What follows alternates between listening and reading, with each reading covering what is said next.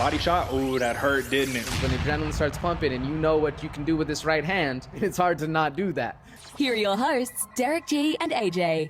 What's going on, folks? Welcome back to another episode of the Bloody Water Podcast. Today we're talking about UFC Vegas 55, the aftermath, the controversy. This was a card that was marred in split decisions. Now, the main event, Holly Holm versus Ketlen Vieira, I think it's easy to say. I think it's the most apt thing to say that there was a controversial decision. Maybe not a robbery per se, depending on how you view the fight. But the fans, the judges clearly are, let's just say, split on how the decision went. Like I said, lots of split decisions, folks. Bunch of knockouts, 6 finishes in 11 bouts back-to-back, 4 KOs, 2 submissions. You love to see it. Sometimes in these fight night cards, in these non-numbered pay-per-view events, or I should say, just like I said, fight night cards, it seems lackluster. It seems like a sleeper. But you get surprised, and I want to just give a heads up to the fans at home, man.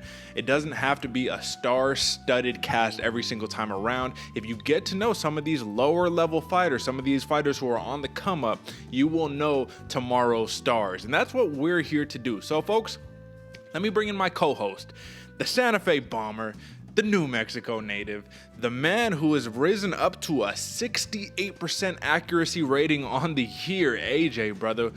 Listen, you won the week, man, 4-1. However, I think you got one over on me due to some controversialness, brother. Let's talk about it. How you feeling? Derick, man, you won't say it, but I will. The alarm sounds are ringing. We got our bandanas on, brother. The heist is on its way. It's already happened, actually. Vera ran away with the bag. Hey, man, I was on the right side of that robbery, and thankfully I was. But yeah, I agree. It was one of those ones you don't want to see won that way, because I agree. Holly was putting it onto her. But, you know, the judges will be judges, and I guess that's how it goes, man. I'm doing well, and I agree with you, Derick. You were so right. The stars of tomorrow and the ones coming up are the people that are doing these rear naked choke round ones, these finishes, man, that are having these bangers on the early prelims and stuff like that. You need to watch, and if you're not going to watch, I guess that's what we're here for, and you can pay attention and just tune into the show. Makes it all worth it either way, man. How you living? Well, that's what we say, right? No time, no problem. We got you. Tune into the Bloody Water Podcast, brother. I'm doing all right, man. Like I said, I'm feeling a little gypped, a little robbed, but a win is a win is a win, man. We can't turn back time. We just got to move with the punches, roll with the punches, I guess I should say.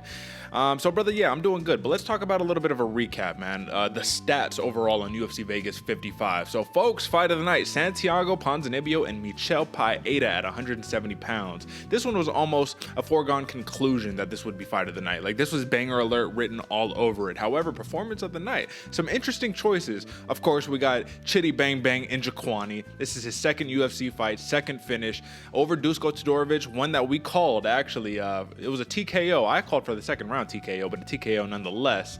Chase Hooper, though, that is our other performance of the night, and I thought that this was interesting because this is a man who's truly growing into himself. We haven't seen him in a little bit of time, and the last time that we did see him, it was a little bit of a rough outing, you know what I mean? You're getting handled by that grown man strength, but the man is 22 years old, and he's starting to get a little bit of grown man strength himself, so it's a beautiful thing to see.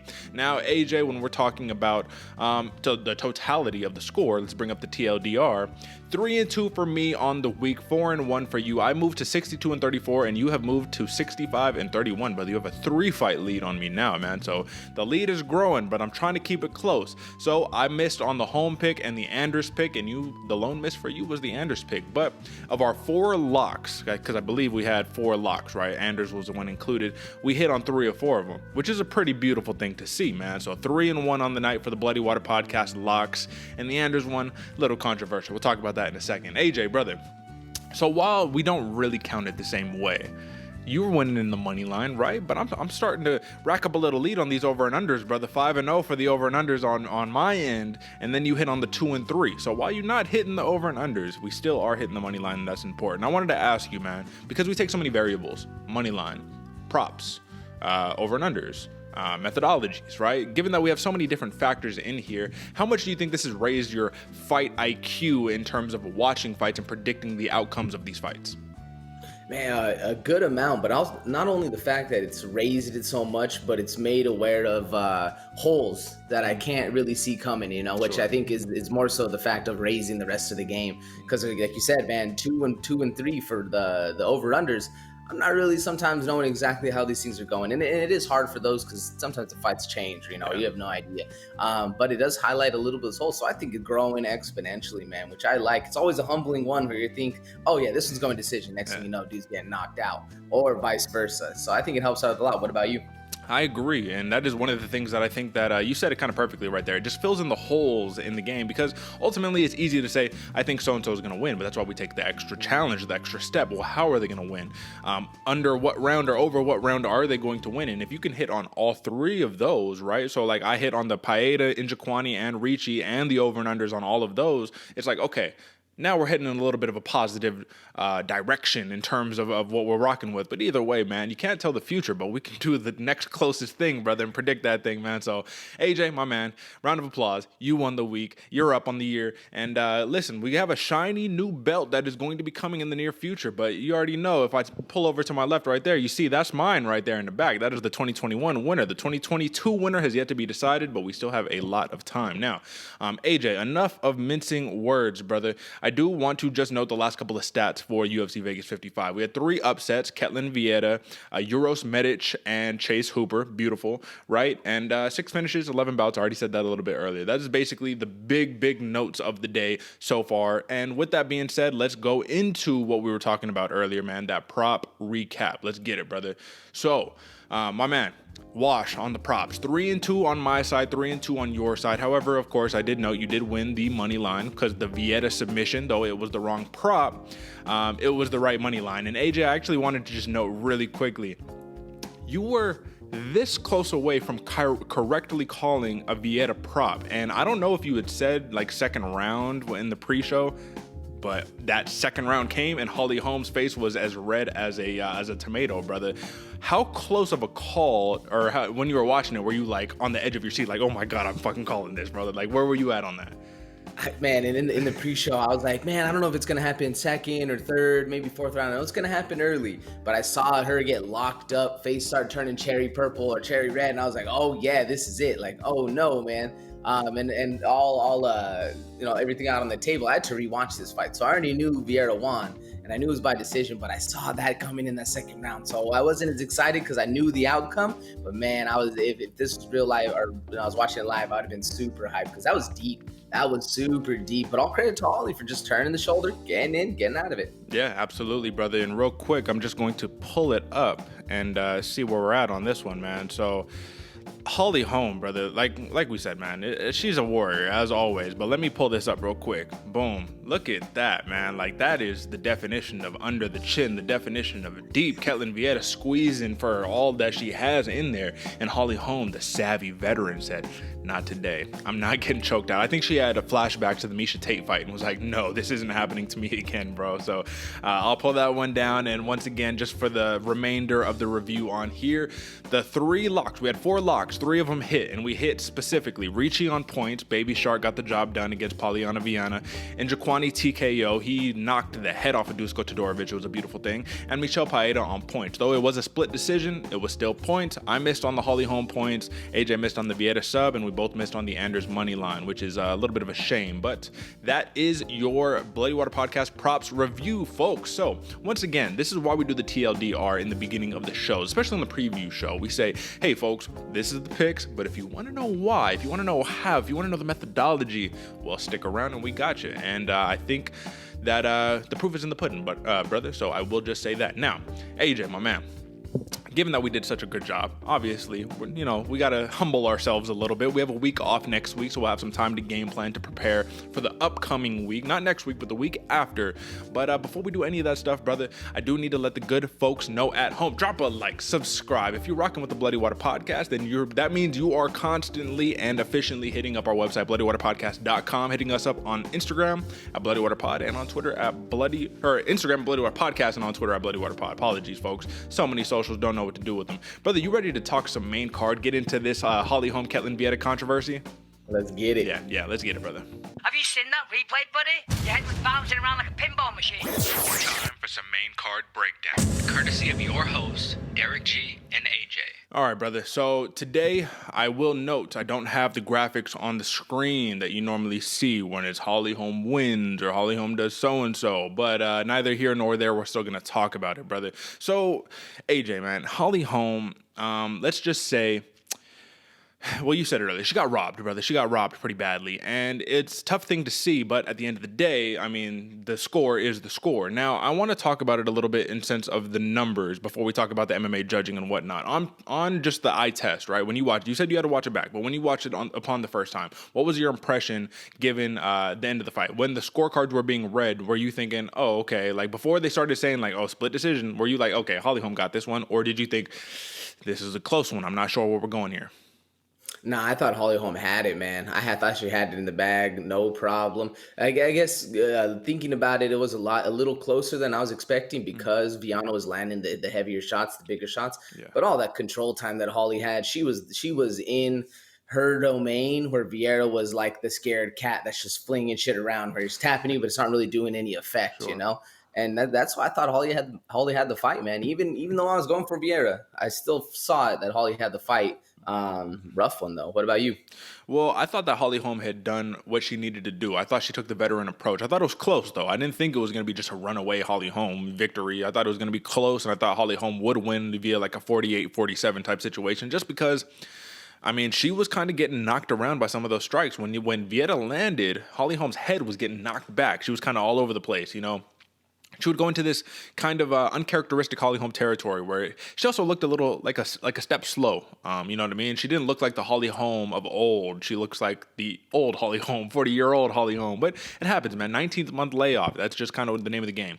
So let's talk numbers, brother. Total strikes for Holly Holm, 188 of 263, right? So high volume. Ketlen Vieira, 122 of 190. So when we really break it down, brother, I mean, Holly Holm outstruck Ketlen Vieira by, let's see, 66 strikes, and she notched 10 minutes and 3 seconds of control time. Now, this control time was a little bit different than your normal standard control time because this was a lot of up against the cage, clinch work, right? This wasn't, I took you down and I held you there. If it was 10 minutes of that type of control time, I think without a doubt Holly Holm would have won. But in the eyes of the judges, they might think, oh, you're just holding them against the cage. You're not doing anything. So I want your perspective there. Given that Holly Holm was landing a bunch of little pot shots, a bunch of little, you know what I mean, just like arm strikes, not like even throwing her hip into it, just little shots here and there. How effective do you consider that type of striking in comparison to the bombs that Vieira was landing? I mean, she hit the spinning back elbow. She hit some good stuff on Holly Holm, kicked her in the face, all that. What do you think? Yeah, no, I can see what you're talking about because if that's my fighter, my athlete that's in there that's doing the pot shots, I think they count for a lot because it is harder to hold somebody up against the cage than it is to on their ground. Sometimes a lot of the time when they're fighting, you hit your ground, you're kind of just willing to play in that guard. You're willing to stay there. If you're on your feet against the cage, you're trying to move. You're trying to, shuck them up a little bit and get turn the hip and get outside, circle out. But I mean, at the same point, you think about it, like in the actual fight, if it's me in the fight, some dude just landing pot shots on you, it's not really that big of a concern. So you're not really worried about it. You're just looking to set up the next one where the big shots, those big head kicks, the big power shots, those do have a visual impact, nonetheless, physical and mental impact against the fighter. So overall, I probably wouldn't count them as much. But at the same point, I guess the judges, and this one didn't, but we know in past, for good examples, the Alexander the TJ Dillashaw, the TJ Dillashaw Corey Sandhagen fight, where he's same thing. He had him up against the fence, all that control time, pot shots are working. They counted it. They did. Man, I don't personally. What about you? Yeah, you know what? That's a very good point that you make because they did count a lot for TJ Dillashaw, and that's kind of what gave him the fight by that. And Corey Sandhagen had the same argument. He was all like, well, he wasn't really doing much, just kind of holding me against the cage, right? So I guess the reason why I thought that this was different is because Ketlen Vieira clearly was trying to explode out from that position, and Holly Holm just held her there. She couldn't. So you should get points for being able to control where the fight takes place. I think that's very important. But at the end of the day, like I said, man, I can understand that Ketlen Vieira had the bigger moments in the fight, right? Like the big moments. But overall, when you take it and you're being controlled 3 of 5 minutes, and you add that up over time, Holly Holm in a 25-minute fight controlled the fight for almost half of the entire fight. So you should definitely get some points for that one. Well, the thing that was interesting, AJ, you talked about it when the mics were cold. You said that you gave Holly Holmes rounds 2 and 4, or you get Ketlen Vieira, rounds 2 and 4, right? And I'm like, okay, I could definitely see round 2. Even Holly Holm admitted it. She was all like, yeah, round 2, she had me in the rear naked choke. Like, okay, of course, right? And if you give her round 4, okay, that's the momentum, the downhill nature of Ketlen Vieira, the bigger shots. But when you look at the actual scorecards, man, I think it was rounds 2, 3, and 4.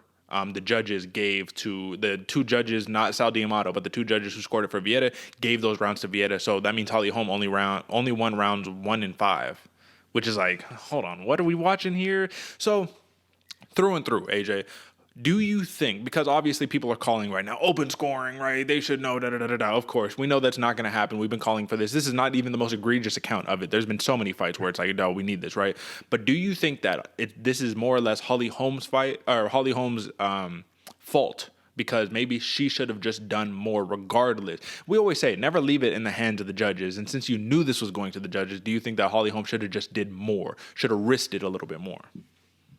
Yeah, I mean, yeah, because she lost, like that's ultimately at the end of the day, yes, because that's the fact that happened. But looking back on it, revisionist history, I don't think there was much more she could have done, we all know that we were even predicting that she's not going to be able to knock out Ketlen Vieira. She's not able to have that kind of power she used to back in the day. The boxing's so crisp and so technical that it leads to the decision fight, and just convincing the judges that was the fight. It was hard too, because I was watching at the end. All they were doing on the screen is playing a bunch of Ketlen Vieira big shots. All they were doing was playing the big shots that she was landing. So the judges are looking at that like, oh yeah, this is what happened through the whole fight. Big shot, big head kick, big punches, lefts, rights. So I think it was a little biasy on that point, but there's not really much Holly Holm could do other than what she was already doing. Maybe take her to the ground and control her there. But Ketlen Vieira is so dangerous on the ground. You don't want that. I think the clinch work was the game plan to have. Very hard one, man. Because do you see anything else she could have done different? Well, let's take a look at the stats real fast, man. If we take a look at the stats, it tells a little bit of a bigger picture. So Holly Holm will be in the red, and for those who are watching, we're looking at the UFC stats page. Holly Holm is in the red, and Ketlen Vieira is in the blue. So you look at the significant strikes, man. I mean, round 1, she landed 6, 2, 14, 3, 18, 4, 37, and 5, 21. So, I mean, we could have had a little bit of a higher volume approach from a Holly Holm, right? Because like I said, a lot of her work was done in the clinch, but she didn't really want to stand and just trade and box with Ketlen Vieira, which is understandable, man. You feel that power. You're like, hold on, we don't need to be doing this. So I thought that she could have used some more of those distant strikes, some more of those side kicks, some more of those just, like, she was trying to throw up this question mark kick, and it just wasn't working for her, and she kept trying to force it a little bit, and I thought that was a little interesting. But yeah, just volume. Volume really won the day for me, I think. Would have won the day. But let's look at this, brother. So this is the MMA decisions page, man. And if anybody is like, oh, what do you mean? Vieira clearly won that fight, da-da-da-da-da, or why are you crying over this? The reason why people are complaining over this is because when you look at the masses, when you look at the numbers, we're probably looking at what? Maybe 15, 18 votes over here, and I would say like 16 of the 18 votes are in favor of Holly Holm. The majority of them is for a 48-47. 2 of them are for a 49-46, but only 2 of them for Vieira were scored 48-47. So it goes to show that not only that one, but the verdict app also showed that Holly Holm won it pretty convincingly. It just kind of goes to show, brother. It's like, judges got this one wrong. Judges got this one wrong. And I don't think there's really anything else to say in that regard but this question. And the question is, I mean, Ketlen Vieira believes this, but do you believe that with this win over Holly Holm, who is the number 2 contender in the bantamweight division, a former champion herself, literally the biggest gatekeeper you could possibly have to the bantamweight championship, is Ketlen Vieira the next runner-up to fight the winner of Juliana Pena versus Amanda Nunes in their rematch coming up after The Ultimate Fighter? Yeah, I feel like she has to be, there's it's one of the timing's right for Vieira to get that next shot, because there's not really another one I would think that could come up unless we see somebody take out Vieira. But yeah, I think she has the next shot. What about you? Yeah, it's sad to say, because like off a win like this, I'm just like, I don't know if this is how you want to propel yourself, but a win is a win is a win. And like I said, it just is what it is, man. We can't sit here and cry over spilled milk. We can complain a little bit. Can't cry over spilled milk though. And we just got to see, man, is she, I mean, let's ask this question though. Let's predict the future a little bit. Do you think she can give either Juliana Pena or Amanda Nunes any fits? Like, is she a real deal dark horse for that championship, or do you think she's just another placeholder to fill in another title defense for either one of these champions? Man, I don't want to say placeholder, but I'm thinking placeholder because it's the Pena and Nunez are just so damn good, man. And we all underestimated Pena before, and she's going to come back even better than that. Yeah. Same with Amanda Nunes. So the levels that they're going to push each other in that fight, I feel like are just going to leave more and more of the competition in the dust, Yeah, man. I think Ketlen Vieira, too, one of the things that works for her so much, she's so big, man. So big and strong. Like, I mean, obviously she got controlled by Holly Holm, but Holly Holm is so big herself. 5'8", man. All of 5'8", stacked, jacked, and throwing power out the listen, man. I'll just say Ketlen Vieira, I think she is a problem, but I think when you're talking Amanda Nunes, I mean, what are we talking about here? Juliana Pena, that could be a little more reasonable, but Amanda Nunes, come on, bro. All right, man. So let's move on to the next one, the co-main event. So this one actually won fight of the night, AJ. Like I said, this was certified banger alert right here. Yeah, Santiago Ponzinibbio versus Michel Pereira. And we both picked Michel Pereira on points. He got the win on points, but this was a close fight. This was a real banger. And in classic Ponzinibbio fashion, it felt like he starts off slow, but he always turns it into a war. If Ponzinibbio is going to win these fights, it has to be a dog fight. And at first, I don't think he was able to make it a dog fight. But come round 3, that was a pure blood and guts. Who wants it more? And that's the problem, though, with the Ponzinibbio, man, is that those slow starts often will put you in a hole that you're going to have to make up. And by the time round 3 comes, it's just you don't have enough time. But when we look at total strikes, AJ, Pereira outlanded Ponzinibbio 110 to 106. So it was like a fast start for Pereira, but then Ponzinibbio, he rallied back like he always does, man.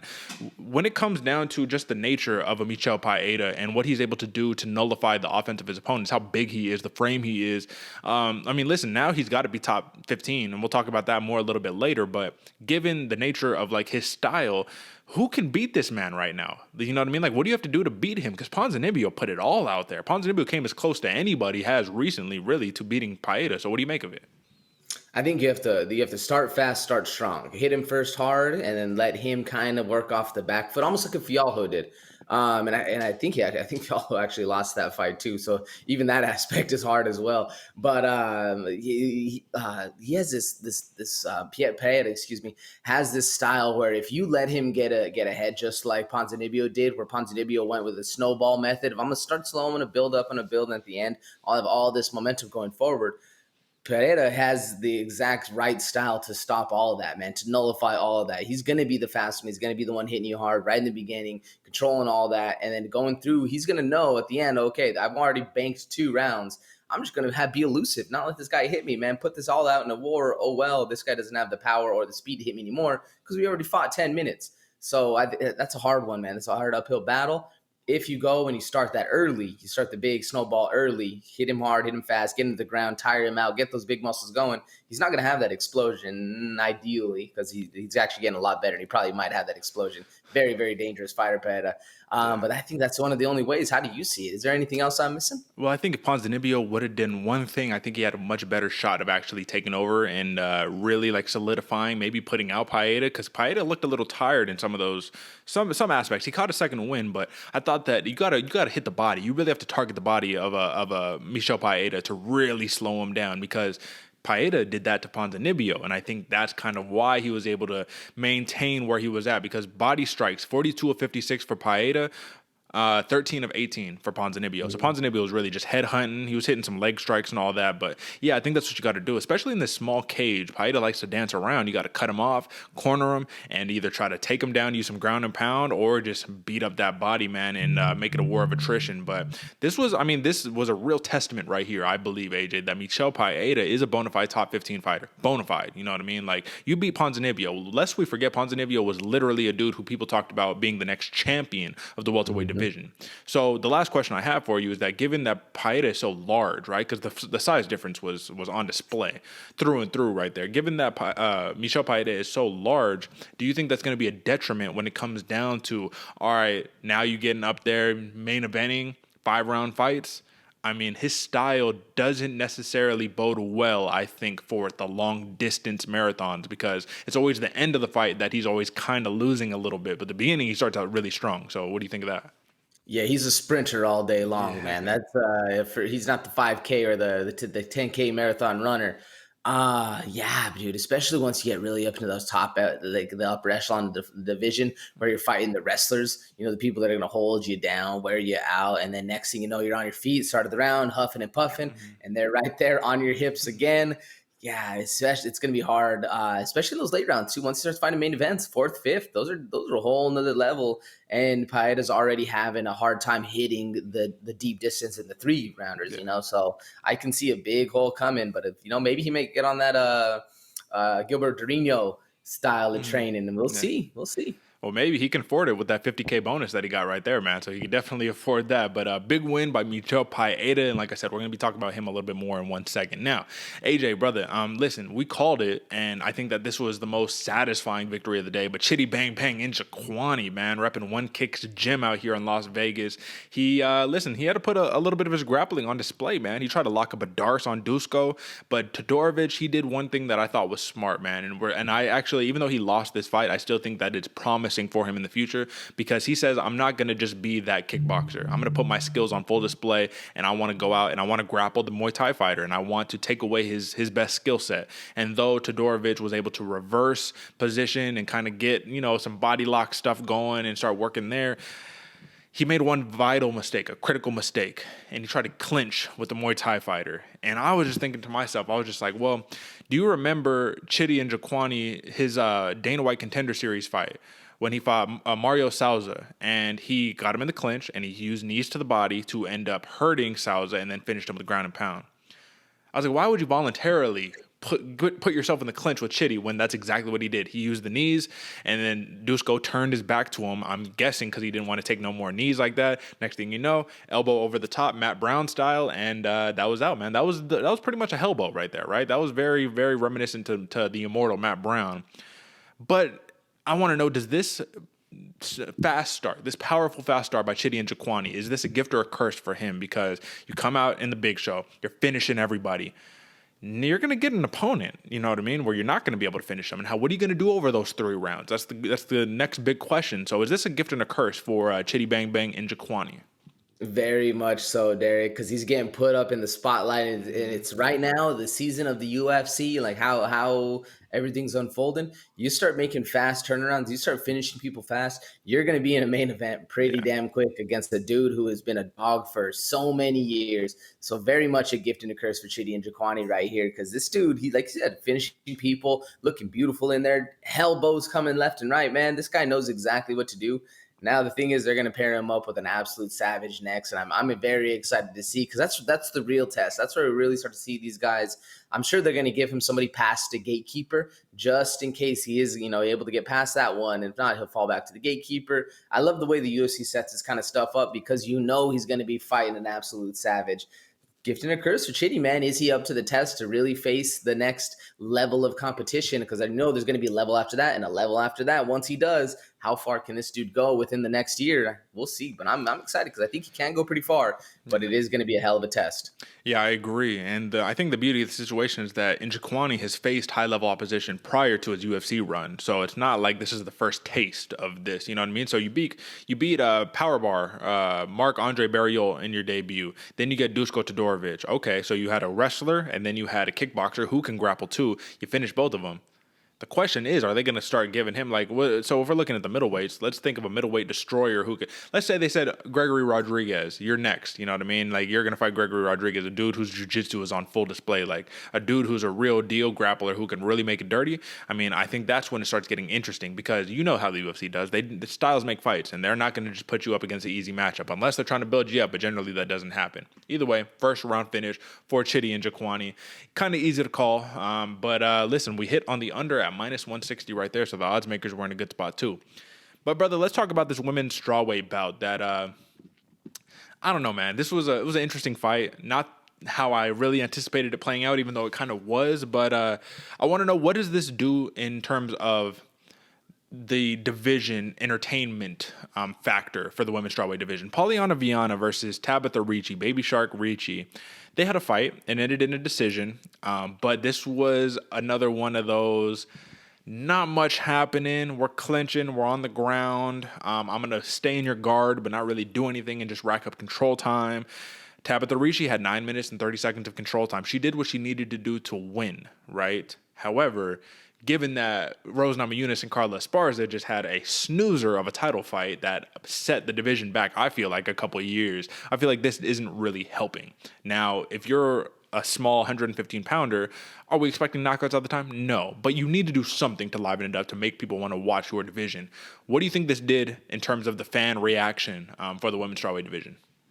You're right, Derick. If you're a 115 pounder, strawweight, we're not expecting knockouts, but we're expecting buzzsaws. We're expecting ferociousness. We're expecting pace. We're expecting to go out there and want to look like you're fighting, not necessarily want to just lay back and chill like you're on a recliner while the other person's standing there throwing kicks at your legs. So really, I agree with you, man. Set back quite a far away, and doesn't make anybody really want to watch. This is more of a snoozer than two dudes dry humping each other to the end, man.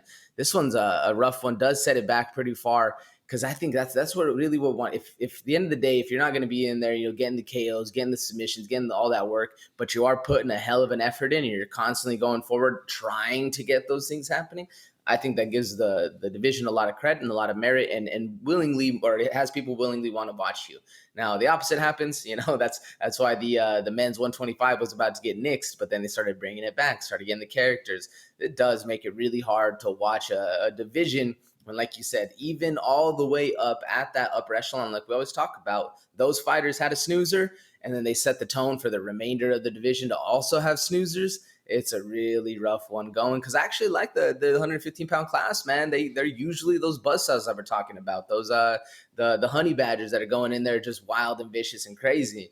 Not necessarily what we saw this one. It was a very interesting one too. I mean, I don't think, at least in my recent memory, I don't think we've seen anybody lay back, relax, hands behind their head, and expect to get the win. Yeah. She stood up at the round of 3, hands up, like, I did it. Yeah. Like, what? No, you what? All right. Yeah, and I don't know. You don't know what's going through her head, because Viana did outstrike Tabatha Ricci 126-72, right? Like that did happen. But at the end of the day, I mean, is that enough to win the fight? No, not when you get taken down 5 times when you're controlled for almost 10 minutes.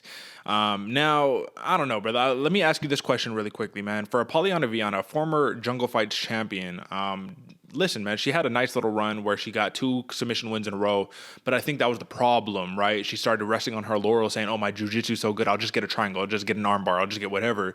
And then when you play jiu-jitsu in an MMA fight, even though as a jiu-jitsu practitioner myself looking at it, I'm like, well, she's being busy, or she is throwing up submission attempts, she is trying, so she should get awarded points for that. This is MMA, and this is not jiu-jitsu. So do you think that these high-level jiu-jitsu fighters should be maybe saying, we have to adjust the game plan. We can't sit here and play jiu-jitsu in an MMA fight. Like, do you think that, or do you think that they should do what got them to the dance, which is work that jiu-jitsu to get those submission attempts?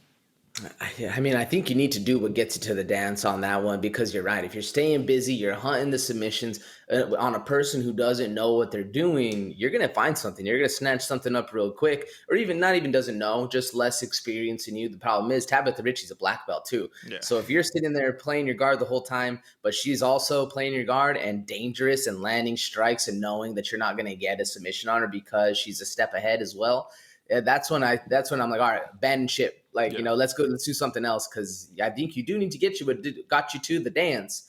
But if the other dance partner is just as good, then we got to find another route to victory. So let me ask you this, man, and this is something we kind of discussed a little bit on the pre-show. Who has a brighter future, in your opinion? Tabatha Ricci, the great wrestler, jiu-jitsu practitioner, however, is very short, doesn't striking, much to be desired, or Lupi Godinez, who also short, wrestler, striking, little much to be desired as well. The kind of like archetypes, very similar archetypes. Who goes further in the division? I think Tabatha Ricci, and this is going to be a weird reason why, but because I feel like her social media and the UFC is pushing her a little bit more. She's a little bit more fan friendly. She's a little bit more vocal and has like the following behind her, and she's willing to use it and kind of push herself forward. She has a funny, baby shark, this cage is a shark cage and whatever she says. So I think that's the reason why. But if we're going off of talent based alone, it's a lot closer of a conversation. That's when I started leaning towards Lupi Godinez on that one. But I think overall, Ricci. Do you think they ever get matched up? Ooh, I mean, I wouldn't, off the top of my head, I wouldn't say, like, I'd say no, they're not going to, at least until, a year or two, kind of Mhm. upper, when they're fighting top 15. But then you never know with the UFC matchmakers, man. They might see that. So I think, yes, they will probably You pretty never shortly. know, brother, and I don't want to reach too far because this could be a total reach, but is this our proverbial Tom Aspinall versus Chris Dawkins, our heavyweight, the dudes we've been talking about for so long, and when will they inevitably get matched up? Is that version in the strawweight division? Yeah, that's exactly Yeah. what came to my mind, man. 100%. This is set up exactly like that, especially with the fact that the UFC is kind of highlighting Tabatha Ricci a little bit more, kind of pushing that Chris Dawkins style, Yeah. where Tom Aspinall or Lupe Godinez taking the smaller path, taking the shorter path, having a Yeah. little bit more success.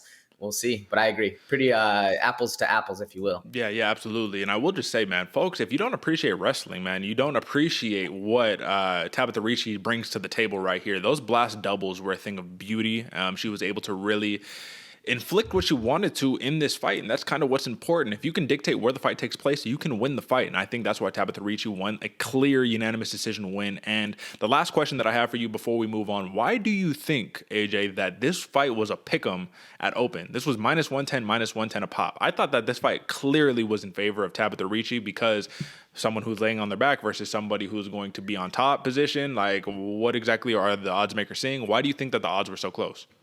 Yeah, I don't know because I saw it the same way you did, especially somebody who wants to be on the back versus somebody who wants to be in the top position.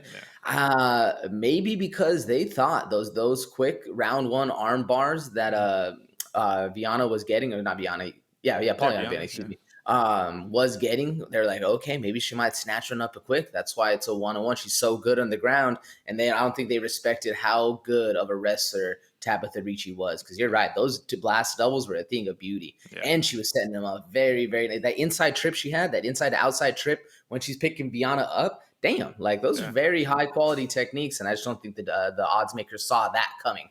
Yeah. When DC is praising you on your wrestling, I think you're a pretty damn good wrestler. So I will just say that. So big win by Tabatha Ricci, and I'm really looking forward to seeing what she's doing in this division, next, because she has now wins over Maria Oliveira and Polyana Viana. Not bad names to have wins over. But brother, let's talk about the first fight on the main card, which to a lot of people was a big snoozer itself, given the name value of both of these fighters. But Eryk Anders versus Junyong Park, the Iron Turtle. Now we're a little split on this because even though we both picked Anders, I think that Anders won the fight at the end of the day. And I feel like you think that Junyong Park did just enough to squeak out the victory. Now, this is another one of those marred in controversy type situations, brother. But before we do anything, let's take a quick look at the MMA decisions. So, MMA decisions, brother. We have two. This is not too many scores, right? We have 2, 4, 6, 8, probably like 12 scores right here. 2 of them go for Junyong Park. The rest of them go for Eryk Anders. 29-28 for Anders or 29-28 for Junyong Park. And when we look at statistics, we see that in this fight, so clearly, Junyong Park, did he outland Eryk Anders? Absolutely. He did it in every single round. Literally every single round, he outstruck him, right? But we look at an interesting stat, one that you don't really see from Eryk Anders often, and you're going to look at takedown attempts. 24 takedown attempts by Eryk Anders. Only landed 3 of them, but a lot of his takedown attempts weren't necessarily to get you to the ground. It was to close the distance, wrap you up, clinch you up, and get you on the cage and hold you there. Very similarly to what Holly Holm did to Ketlen Vieira the whole entire fight.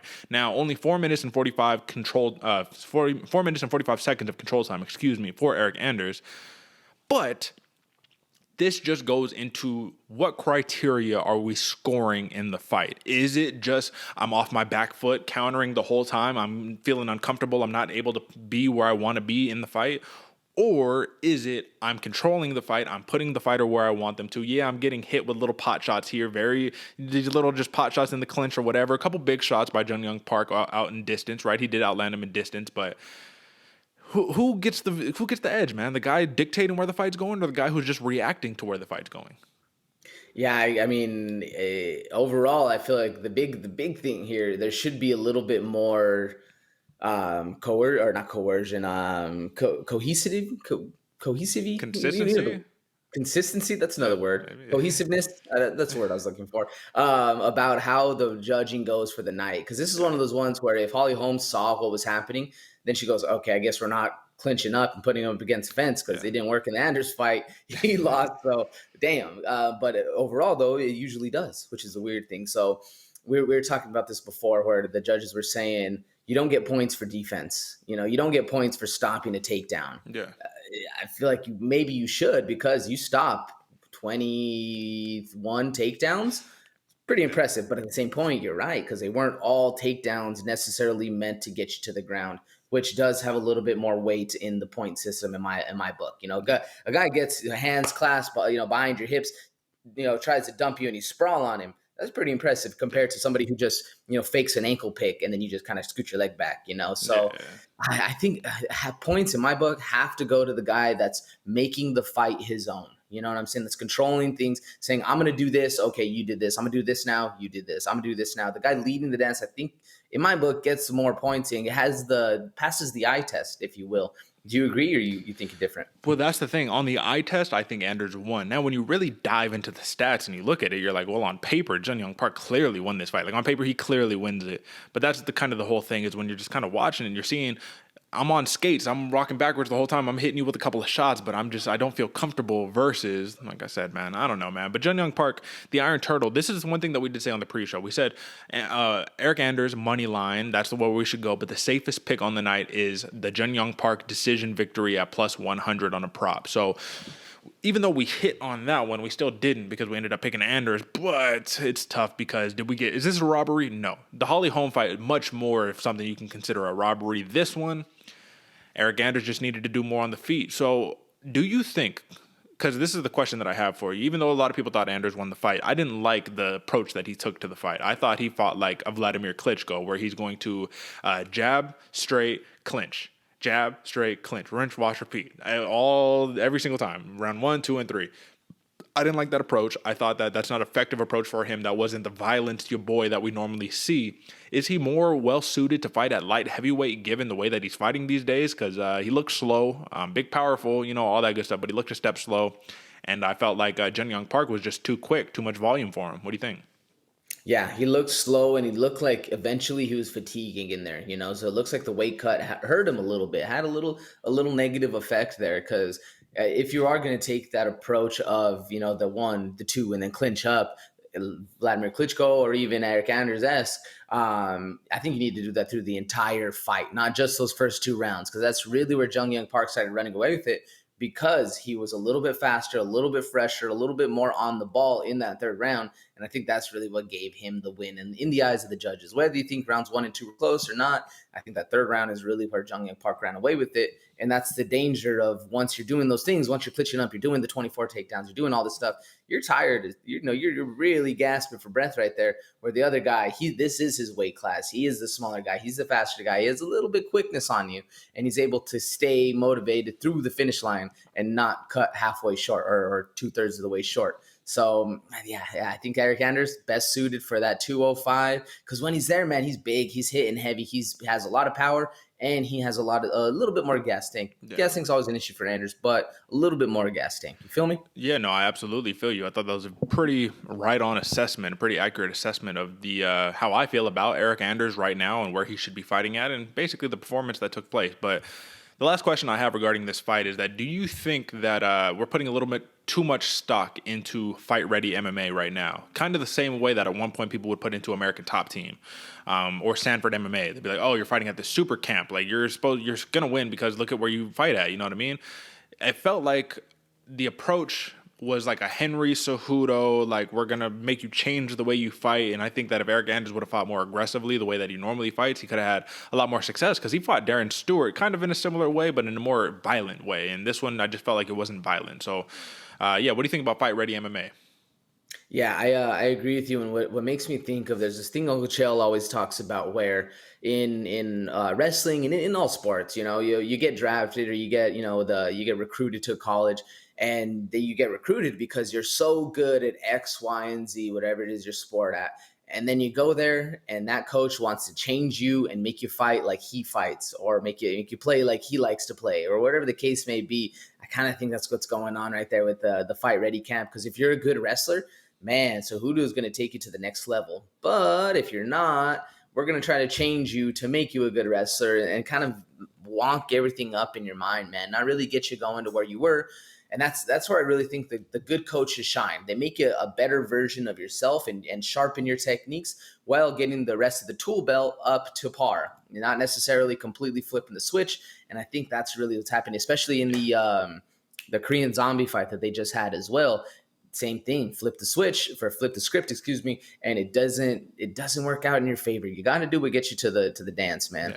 Yeah, I agree. I couldn't have said that better myself. I think that, an apt coach, the mark of a really well suited coach, I guess you could say, is one who elevates his fighter, not one who says you have to fight the way that I fight. So, you hit that one on the head, man. And that is our main card review, folks. Once again, I went 3-2 on the week. AJ hit 4-1. He wins the week. So, round of applause for my man. And with that being said, let's move on to a little bit of a prelim pour-over. So, AJ, man, there was some fun fights on the prelims. Like, legitimately, there was some fun fights. And when you look at it, it's like, okay, man, so that's why we watched the prelims, because you had, 5 of the 6 fights on the prelims ended in a finish, right? 2 third-round finishes, 1 second-round finish, and 2 first-round finishes. So we had it across the board. We had the whole gambit right there. And the first fight that I want to talk about is my sleeper, Jailton Almeida versus Parker Porter. Now, folks, I said that this was going to be a sleeper given the context. And the context of this was that Jailton Almeida, a light heavyweight, had a 40-pound weight disadvantage against Parker Porter, blasted a double leg, took him to the ground, and finished him. Now, AJ, the impressive part isn't that he just finished him. The impressive part to me was that if you look at the total strikes, the differential between total strikes and Jailton Almeida and Parker Porter, 36 strike difference in the plus total for Almeida. Guess how many strikes Parker Porter had?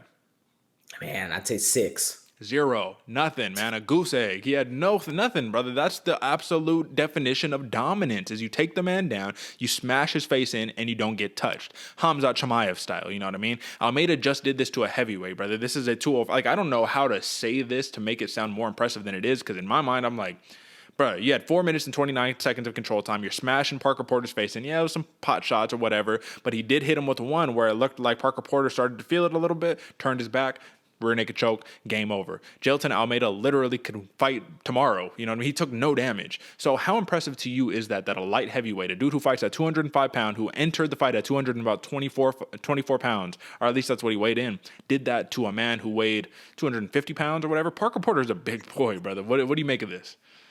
Parker Porter's a big boy. He may not be the biggest in the heavyweight division, but there's weight classes for a reason, man. And Jailton Almeida absolutely showed up. I can feel the impressiveness or the kind of like the push that's you're talking about, because I feel like this one's underrated, man. How good Jailton Almeida was in that fight, what he was able to do to Parker Porter in that fight, to a guy that outweighed you by 20, 30, 40 pounds, maybe 40 pounds, was absolutely insane.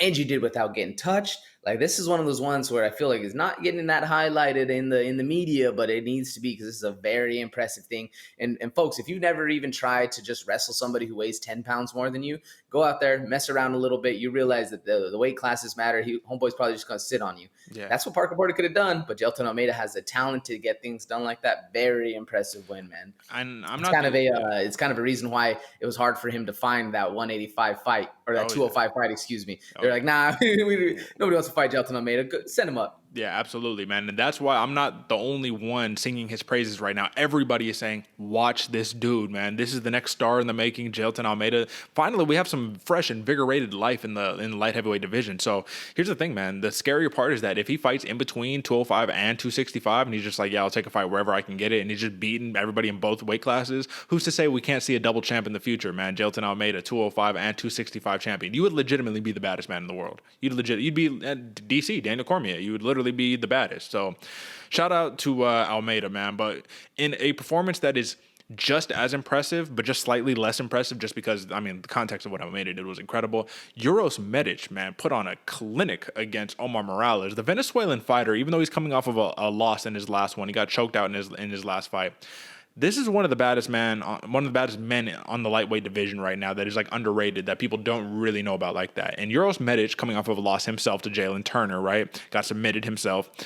He came out with a vengeance. This is a man who came in with a 100% finish rate and left the ring with a 100% finish rate. Now, he did have some back and forth trading. It was a little more technical than I thought. This was the longest bout of his MMA career. But at the same time, AJ, when he lands that left hook, you might as well call him left hook Larry, brother, because when he landed the left hook, Omar Morales said, oh, okay, what was that? Ate another one. Oh, okay, what was that? By the time he ate the third one, man, that was it. Game over. You can't, live to speak about it. You know what I mean? Because the man was unconscious. Doing that to Omar Morales, brother, like, in the moment, I was like, I cannot even state how impressive this victory was for Uros Medic. Like, all the hype that he had prior to that loss, I think just came back and then some, right? Because I'm still hyped on him. I feel like a lot of people fell off the bandwagon because they said, oh, you lost to Jailton, the Tarantula Turner, brother. This is a monster, right? You lose to him, you lose that undefeated record, and all of a sudden people switch up on you, but you cannot switch up on Medic because this man is the real deal, brother. What did you make of this fight? The real deal, and 3 crisp left hands, man. Wild, because that was a really good scrap, back and forth. They were going, Omar Morales, Uros Medic, they were getting it, man. It was a really good fight. And the next thing you know, out of nowhere, bomb of a left hand. I like the way you said it, because you're Uros or Morales Lou. Like, what the hell was that? Boom, another left hand. What in the world was that? Boom, finally put him out. Great fight, man. Don't sleep on Uros Medic, because this dude is for real. And the crazy thing is, for some reason, when I see these guys, like when their names pop up on the the screen, I think, man, they're fighting like 170. They're fighting like 125 or 185. These dudes are big boys. These dudes are 155ers, man. They're in the lightweight division. These ones, once you build up and you start seeing them fight, the Benil Dariush's, the Makhachevs, all the amazing fighters in that top 15 that are up there. We're in for some scraps, bro. This is going to be a lot of fun to see how far both of these fighters, man, even Medic and as well as Morales, kind of go in their career. This is going to be a very entertaining while for the 155-pound division. Yeah, I think so too, man. So keep an eye out on these fighters legitimately. Now, AJ, brother, there's a couple other fights that I thought were really good, right? Joe Holmes versus Amedovski, right? Flying knee, rear naked choke. Ugly man Joe Holmes got the job done. There's really not much else to say, but this was a way you bounce back from your UFC debut loss, right? You come back with a vengeance, you take the lesson, and you bounce back. So I just want to highlight, keep an eye on Joe Holmes. But another person who was quietly making his way, man, and I said it, he just has this new style where he feels like he's on another level than everybody else, is Jonathan Martinez, man. He is really coming back into his dragon nickname, because what he did to Vince Morales, man, he just put a clinic on that man. Like, that was it. It was a three-round technical clinic, leg kicks, Muay Thai, fantastic. Factory X on full display. What do you make of Jonathan Martinez these days, man? Impressive as ever, or what? Impressive as ever, and I feel like this dude needs I don't know what exactly to get him the little bit of more steam that he has, because this dude's a really, really good technical fighter, has power. Vince Morales is just hard to put out. So there's no shame in the decision right here. Martinez, is a real deal. And I like that he's kind of getting back into his ways, man. There was a time when Jonathan Martinez was coming up. I thought this dude was going to be the next champ. I had him and Royval right together, Brandon Royval right together, and then Royval started kind of taken away. But I'm glad to see Jonathan Martinez getting back into the fold. Yeah, absolutely, man. And I will just say that the thing holding him back the most is that he does not like to talk to media at all. Literally, they try to force that. Sometimes you could take an introvert and you could try to force him to talk a little bit, and you'd be like, "Come on, bro, what's up? Tell me this," and he's just like, "No. I'm not going to talk to you, bro. It's not going to happen." So, yeah, you got to get a little media training or something, man. But if he can get on that mic, man, if he could pull some Michael Chandler, mic time, then this dude could be a star. But, until then, he'll just let his fists and his legs do the talking, and he's been doing that thus far. And another man who was working on a little bit of mic time, man, but Chase Hooper, the dream, brother. I mean, this fight against Felipe Colares was so impressive to me, because Colares is a grown-ass man. That's a 28-year-old man. That is a dude who is filled into his body, his frame. And Chase Hooper basically won a war of attrition, out-grappled the grappler, outstruck the grappler / striker, and just did kind of whatever he wanted. In terms of jiu-jitsu, the fact that he's a black belt at the age of 22 years old is not only impressive, but it also goes hand in hand with the way that he was able to kind of fill in his frame a little bit and win the top control battle. And instead of just going pure jiu-jitsu submission hunting, he said, "Oh, I'm in top? Well, I might as well smash your face in."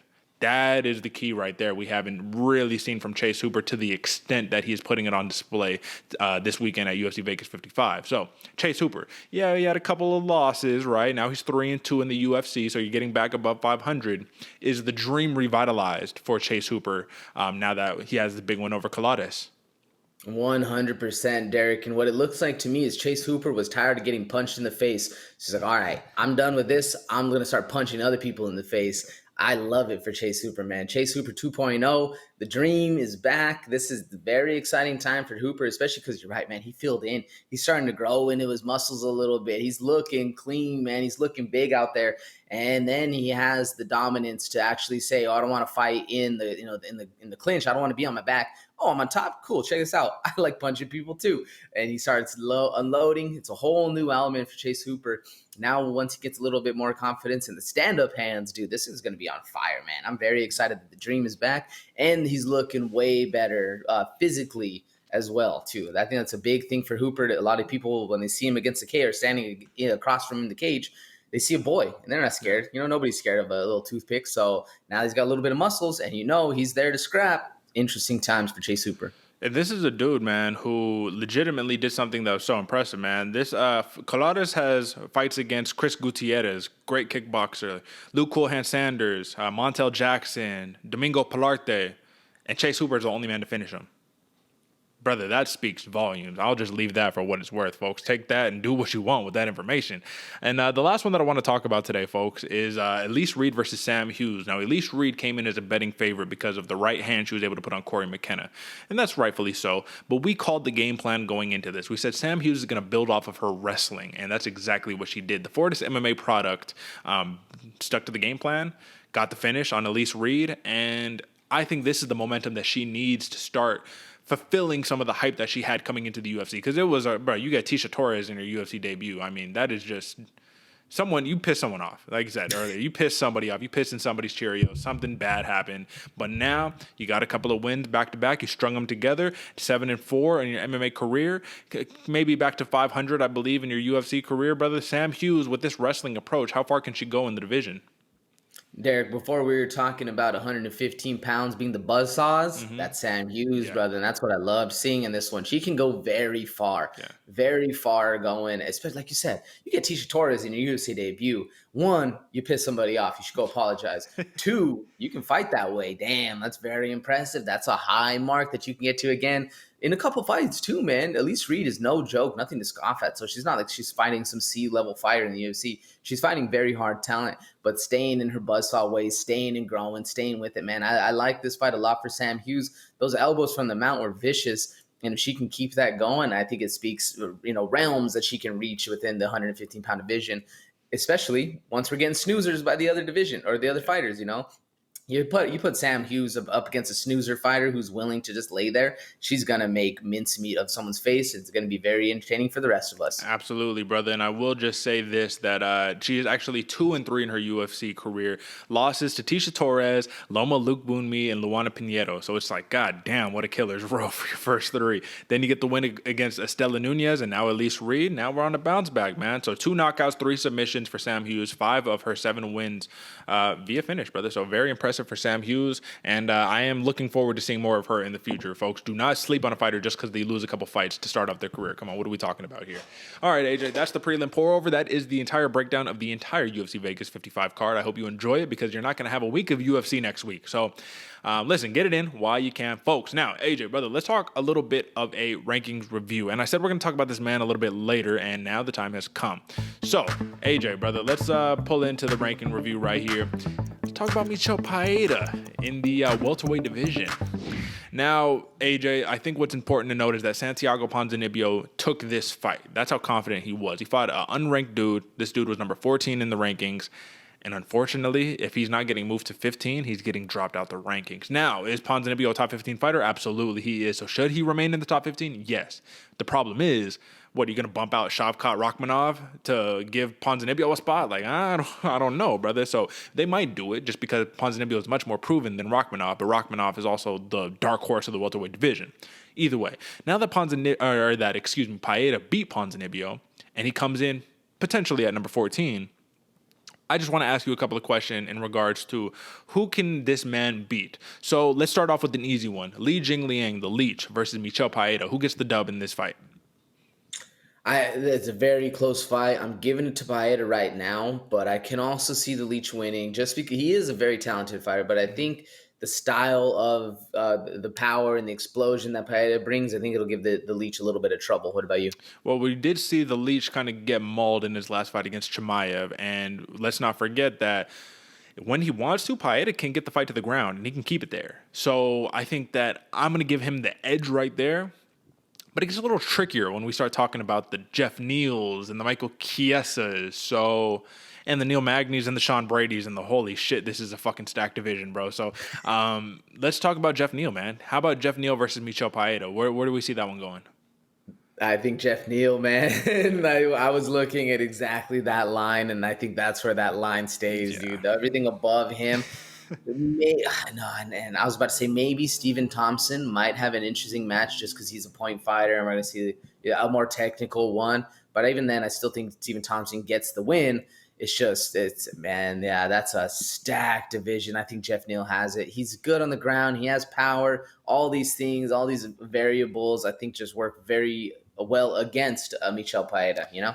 Yeah, no, I agree with you. Now, this is one that it's taken a leap up there, and it's just because this dude, I think his name value is why he is where he's in the rankings. But if you put Michel Pereira up right now, and this is someone he actually called out, and you put him up against game-bred Jorge Masvidal, Street Jesus, who do you think gets the dub on there? As much as it hurts to say, man, I think Pereira might get him. I think, just the way things are going, man. And I love Masvidal, man. Masvidal's one of my favorite fighters, both, in the ring and outside the ring. But I think Pereira gets him one on this one, man. So it's interesting because we always talk about this. It's like, okay, well, at 14, that's cool, but you hit 13, 12, 11, 10, 9. No, but then you hit 8 or 7. Yeah. You know what I mean? So it's just weird because styles make fights. And I think Michel Pereira is a very tough puzzle to solve for a lot of these fighters. But I think it's safe to say right now that he should probably just stick around at that number 14, 15. You know what I mean? And just hang out for a little bit. So if anything, I think that, oh, man, it's tough because, either Ponzinibbio or Rakhmonov are getting pushed out the rankings. So it's a tough pill to swallow for either one of them. But either way, Michel Pereira, welcome to the top 15, brother. We said, what does the man have to do to get a top 15 ranking? Well, he did what he needed to do. So we'll leave it that for what it is worth. Now, folks, let us get into a fighter of the night. Not the man with the, the performance bonus, but the award distinctive to the Bloody Water podcast. Let's get it. Right now, there is not a man in this planet that can stop me inside this octagon. The celebration is more work than the fight. Fighter of the night.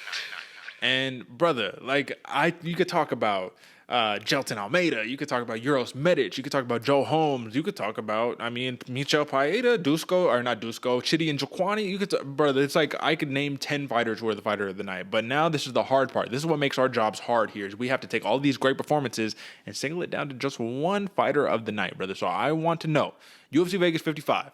Out of the 6 finishes in the 11 bouts that we had, who is your fighter of the night, brother? Man, my fight of the night, you're right, Derick. There's a lot you can choose from, man. And for the performances, I was thinking Tabatha Ricci for a little bit. I was going there. I really like her as a fighter. She's going. But then, man, all day long, Chidi Bang Bang Njokuani, bro. That's my fight of the night. Chidi Njokuani. Dude came out reckless, fighting, big clinch work, big knees. All the performance was what I expected, so I wasn't surprised by that. But why I chose Chidi Njokuani as my fight of the night is for what he said after his post-fight interview. They were down the corner. He comes up and he's like, are you surprised by this or anything? I was like, hell no. I believe in myself, bro. Like, this is me. I'm here, bro. That right there, I loved. I heard him say full confidence in himself. I was like, yes, all right, I love it. Yes, keep going. And then he also had a moment of clarity, I guess is the best way you can phrase it, where he's like, oh no, I finally got off my shit, stopped being lazy, started working out. The coaches kept me going. They pushed me to motivate me to keep it going and stop being a lazy piece of shit. And now I'm here. Now I'm winning. Now I'm doing my thing. I'm in the show and I'm going to make most of my time. And just the way he goes about himself, the confidence that he has, but also the humility to let people know, it took a second for me to, get off my shit and actually work hard. And now this is what the hard work is paying off for. I love it. I was there for it. I was excited. The second he started talking, I was like, yep, this is my fight of the night. There we go. Very impressive win nonetheless. Big bomb, like you said, beautiful setup where he just pushed a little bit away in the clinch and then came back with a elbow. Man, beautiful fight, beautiful ring time. The announcements after, the interview after, very on point. I think we have a star in the making in Chidi Njokuani. Very excited to see where this dude goes in the future. What do you think of the pick, Derick, and who you got? Brother, I mean, if I could, I would have picked him myself if it weren't for the people that I just think that it's like so many great performances. But I was already a fan of Chidi Njokuani before he came into the UFC. Now he's in the UFC making noise. Brother, you said star in the making, absolutely. But I got to go with my star in the making, the one that I talked about earlier, Jailton Almeida. How can you not make the man your fighter of the night? Like I said, this is going to be short and sweet, folks, because I already basically wrapped it up earlier. Jailton Almeida, a 205 pounder, or I guess one that fights at 205er. Is he a real 205er? Absolutely not. This is a big man right here, a behemoth of a man at 205. But the ability for him to switch in between weight classes, 205, 265, it does not matter. I don't give a damn where you fight at. I just want to fight, and I have one plan, and you're not going to stop it. The plan is I'm going to fake a head kick, I'm going to fake a hook, and I'm just going to shoot him for the blast double. And even if it takes me 30 seconds, 45 seconds to actually secure it and dump you on your butt, you know where you're going to end up going. And the thing that's interesting to me, AJ, and I want your just take on this. He's getting called right now. One of his nicknames right now is the Brazilian Khabib. Do you see him being the Brazilian Khabib at the 205-pound weight class? The Brazilian Khabib, I mean, he starts, Khabib had a thing saying the other day where he's like, yeah, you take him down with your hands and then ride him like a horse with your legs. Yeah. If we see Almeida start doing that, I mean, it's almost undeniable. Well, brother, I will say that's what Almeida likes to do. He'll get you down. He'll lace your legs up so you can't use your legs, take away the mobility of your hips and smash your face in or submit you. It's one or the other. He notched his 10th career submission victory against Parker Porter, and I just can't say how impressive that is enough. AJ already kind of alluded to it, but when you're wrestling or doing jiu-jitsu or even boxing with someone who is 10 pounds heavier than you, not only 20, 30, but 40 pounds heavier than you, it's like you're fighting a whole entire different beast right there. So sometimes when I'm doing some of my jiu-jitsu work and I'm going against some of the bigger brown belts or whatever the case may be, they might have 60 pounds on me, 50 pounds on me. I'm walking around 175. These are some big boys. And when they decide that they want to hold you down, there's little you can do to get out of that except try to, shrimp, technically get out, you know what I mean? Try to reverse position. But at the end of the day, these are some heavy men. So for him to be able to snatch the neck of a Parker Porter, choke him unconscious like that, I just can't speak enough. I can't speak highly enough on how impressive that was. Jailton Almeida, star in the making, absolutely. Him, Chidi Njokuani, and a gambit of other fighters that we could talk about. But I will say Jailton Almeida, the Brazilian Khabib, he is my fighter of the night. So we'll leave that right there and move on to a little bit of word on the street, brother. So, with that being said, my man, don't got really too much necessarily to talk about today, but I did want to say that we have this article right here. Amanda Nunes, she notes, I'm not safe even in my own territory. She explains why Kayla Harrison was part of the reason why she left ATT, American Top Team. Now, I've been watching some of the Ultimate Fighter, AJ, and I know you're not the biggest fan of these soap operas, these drama reality shows for men, but I like it, and I like the rivalry between Nunes and Amanda being put on full display. However, we did make pretty big news of this when Amanda Nunes decided she wanted to go join her own gym, or found her own gym and leave American Top Team. But she also did say that it made sense. She was the original woman to come in an American Top Team and really put it on the map. She was the double champ that really, okay, for women, this is where you need to go. Then came Yana Kunitskaya, who, let's not forget, big bantamweight, right? Someone who was vying for the title at one point, was very close to a title shot, right? Well, you can train at the same place under the same coaches. That's not really a good thing. Then Kayla Harrison comes in, and then we get these talks about, oh man, well, Kayla Harrison, are you going to fight Amanda Nunes, or they've trained together? What are you going to do? So she's saying, this is my territory, man. You know what I mean? This is where I train at. All these other fighters are coming in. They're fighting with the same coaches. I'm not safe even in my own place. And I'm the one who put this place on the map. So you know what? I think it's time that I go, dip out and go do my own thing. I'm already the double champ, all that good stuff, man. I brought 2 belts to American Top Team.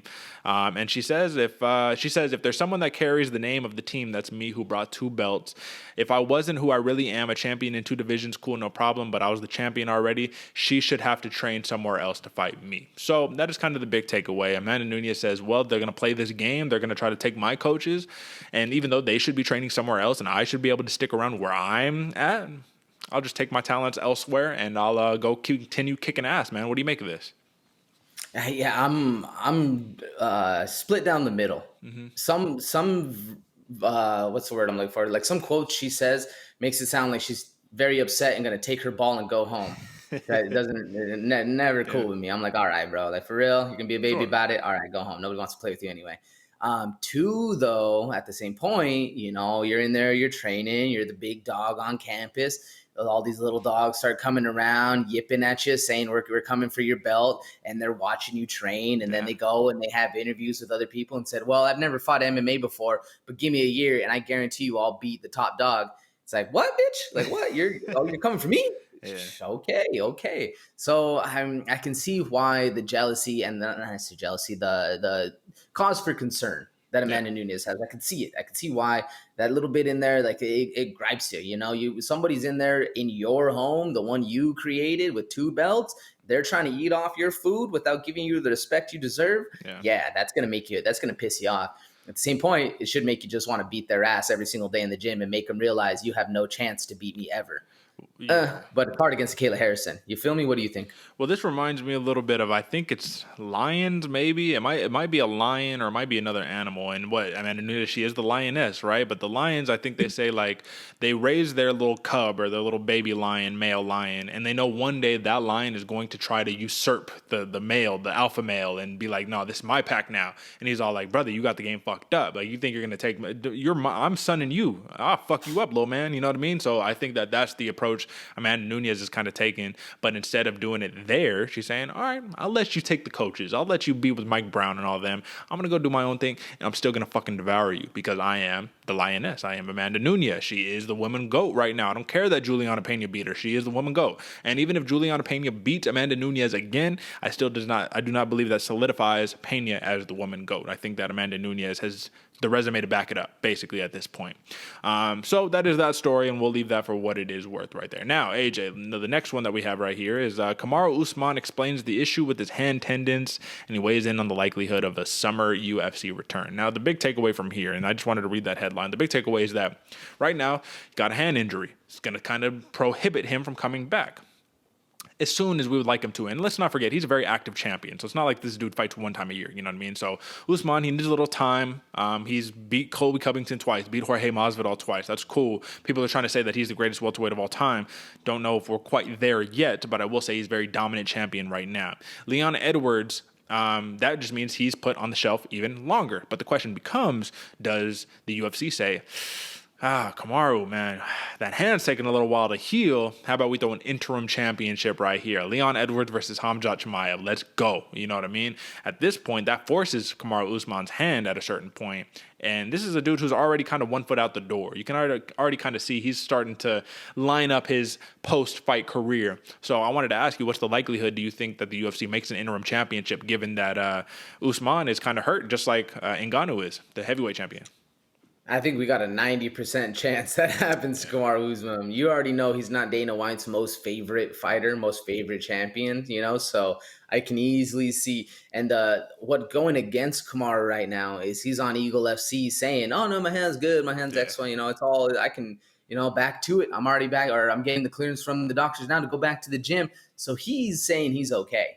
And now you'd go and tell the UFC brass, I need like 6 more months. Do you? Okay, well, I guess we're going interim champ. Here we go. Yeah. They're very much a company that keeps it moving. They keep it pushing. You're still the champ. You still got your belt. You can fight for it whenever your next fight is. Yeah. We're just going to have an interim champ going because we need to start making money. And I think that's very much what's going to happen, I think. So the UFC is indeed a machine. I think we can just leave that there. Now, last story right here, AJ, is I don't know if we covered this, man, but Manel Kape, he popped for an M3 metabolite, right? So basically, he failed to USADA test. That's why he got pulled from his fight that he was supposed to be in. I don't remember who exactly he was supposed to be fighting, but either way. So I did want to just say through and through that Manel Kape popped for something that a lot of baseball players have been popping for recently, and it's not necessarily the biggest red flag or biggest alarm to say this dude is an absolute cheater. No TJ Dillashaw, EPO, you know what I mean? This was something where it was a trace substance, kind of on the John Jones picogram type situation, right? But the main point here is that Manel Kape, over there fighting out of AKA, did pop for something dirty. Kind of makes you question what is the rigorous nature of the discipline on understanding what you're putting in your body. Manel Kape is a former Ryzen champion, comes to the UFC. You've already been at the top of the top. and then you're popping for something like that, kind of making an amateur-ish mistake. You should have already had tabs on everything that is going into your body at this point, being this high level of an athlete. One of our favorite fighters, Michel Pereira. Do you have any smidgen of a doubt in your mind that he maybe is not playing by the rules, or do you think that this was just a fluke situation? I feel like if he ever was, it's not anymore because of how strict the UFC and USADA is and all this stuff. The problem is, like you said, Derick, he was fighting out of Ryzen. He was fighting out of Japan. You know those boys are down. So that's really where, to me, it kind of comes in, where it might have just been something that he had in his system, kind of washing out, going through and all that. But I don't think he is, especially in those divisions. It's not like he's trying to get juiced up. He's not this massive man. So I really don't want to think so, but at the same point, you never know. And to finalize the quote that Michel Pereira has noted, he says that, "I will start by stating unequivocally that I did not intentionally use DHCMT nor any other prohibited substance for that matter," Cap wrote. "I have zero idea how it got in my system. I have never had an issue with the previous test under this program, and it is ridiculous to think I would intentionally use a prohibited substance, where its long-term metabolite would remain in my system for months and sometimes years, as I am aware it often does." This does sound very John Jonesy to me personally, man. Sounds like my man is a little, off his fair dosage of acai. You know what I'm saying? So, hey, listen, man, this is the game that we play, and if you're not cheating, you're not trying. But then again, there is a fine line between the blood sport that is MMA and, trying to just get the upper hand in a way that you shouldn't, man. So, last words on that. What do you got? Ooh, there's a statement at the end. If you've ever been in trouble, sometimes you pull the Donald Trump. I would never do that. I know not to do that because of this. If you pull it up at the end, the last thing where he says, there we go. Where it's a long-term, why would I intentionally use a prohibited substance where it's a long-term metabolite would remain in the system for months and sometimes years? As I'm aware it does. Why would I do that? I'm aware it does that. I would never. How dare you say that? I've used that excuse many a time, and let me know I was never in the right whenever I was saying it. So it causes a little pause for concern on my book is all. Yeah, maybe that's a guilty conscience, but No, I hear you, man. So, folks, take that for what it's worth, man. We're just here to talk about it. That's all. Just a little commentary right there. And it does say that Kopp is scheduled to fight Rogerio Bontorin at UFC 275, which takes place in June 11th in Singapore. If he wins, it'll be 3 in a row for the former Ryzen champ, man. So we'll see what happens. You got to pass another test if you want to, make it to the big show, make it to that title aspirations for Michel Pereira, which we think that he can do, but neither here nor there. All right, folks, that is your word on the street. Now, let me take that down. Holm versus Vieira. Let me bring this back up. Holm versus Vieira is done. That is through and through. But next week, I don't have the poster for it yet because it hasn't been officially announced, but I just wanted to talk really quickly about some fights that we got lined up, man. So, Alexander Volkov versus Jairzinho Rozenstruik, brother. This is going to be a very big size discrepancy, right? You got the next closest thing to the, what was homeboy's name? Stefan Struve, the tower, Eiffel Tower, skyscraper, something like that. Yeah, listen, man, this is going to be an interesting one. Volkov versus Rozenstruik, Ige versus Yves Loeb. Now, that's going to be an interesting matchup right there, brother. Polyana Viana versus, who is this? Karine Silva? I'm going to have to do some research. I don't know who that one is. Jeff Molina versus Zhalgas Zhumagulov. Should be a fun one right there. Brother, let me ask you this, man. When you have two fighters in the women's flyweight division who... One of them's an OG who just wins fights and she just keeps winning and winning. The other one is supposed to be the next destroyer, the next real deal dark horse of the division. I think Aaron Blanchfield, brother, can do some despicable things to a lot of fighters, but JJ Aldrich is no easy outing by any stretch of the imagination, my man. Are you looking forward to that bout?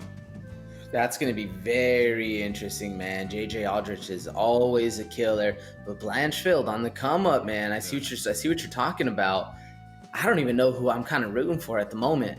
That's a very interesting one to see. Yeah, absolutely. Got a couple other fun fights over there. This is not going to be the biggest name value card, but these are a lot of young, hot prospects that are making their way up. Even got Joe Selecki, an OG, versus Alex De Silva, right? Alex De Silva coming off of a loss in his last bout, but he's coming back for vengeance. Two great jiu-jitsu fighters, man. It's going to be a fun jiu-jitsu matchup. Nicholas Stolze versus Benoit Saint Denis.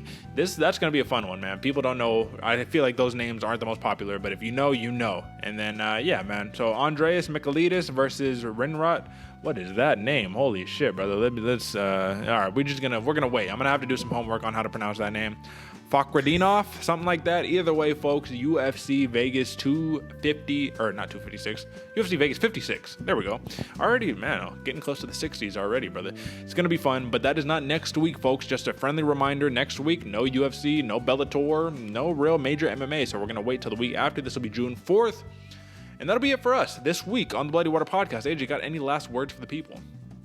Oh man, it was a great week. Obviously, you know, if you made it to this part of the episode, we love and appreciate all the support. Make sure you hit that subscribe button, share with your friends, all that stuff going forward. Hit the little notification so you're actually notified. You know when we're posting. Like Derick said, there's no fights next week, so that means there's no bloody water. But we're gonna be back the week after with some absolute heat. And it's one of those cards. We said it a million times, even on this show. It might not be a name value card, but these are the future stars that are gonna be in the division next, you know, in the coming years, and you're gonna want to pay attention. It's going to be a great fight night. You know, we're going to be here 2 shows a week getting it for you. Always make sure you check out the hub, bloodywaterpodcast.com. Get yourself some merch. I don't even know what else is there to say, but thank you so much for the support. It's going to be a fun one. Well, listen, man, I would say something, but you already hit it all on the head right there. AJ, phenomenal, as always. Great work, brother. Folks, that's it for us, and we will catch you on June 4th or maybe June 3rd when the show comes out. Either way, you know what time it is. Until next time, folks. Peace.